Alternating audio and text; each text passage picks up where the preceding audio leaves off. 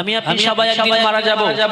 ওই গহীন কবরে আমাকে একদিন সবাই মিলে কাঁধে করে নিয়ে ওই গহীন কবরে একদিন আমাদের আপনাকে সবাইকে রেখে আসবে।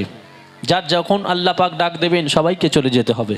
এখন ওই কবরে যাওয়ার পরে রুলস আছে, একের পর এক যার যেমন সিরিয়াল সে তেমনভাবে যাবে। কিন্তু যখন ইসরাফিল আলাইহিস সালাম দ্বিতীয়বার যখন এই সিংগায় ফুঁক দেবেন, তখন সবাইকে একসাথে এই জমিন থেকে তুলে দেওয়া হবে। জমিন তার ভিতরের সমস্ত আবর্জনাকে বাইরে বার করে দেবে। সবাই ওই হাসর মাঠে, আমরা সবাই যে যেখানে শুয়েছিল সবাই সেখান থেকে উঠে হাসর মাঠে আমাদের সবাইকে হাজির হতে হবে। এই হাসর মাঠে যখন আল্লাহ পাক বিচারক হয়ে যখন বিচার করতে শুরু করবেন, তখন দেখা গেল আমি আপনি উম্মাতে মোহাম্মদী, আমার আপনার কারণে অন্য কওমের মানুষ যারা আমাদের আশেপাশে বসবাস করে, সাম্প্রদায়িকতা হোক যে কোনো কারণে হোক, সেই ফিলিস্তিনের মুসলমানদের মারছে,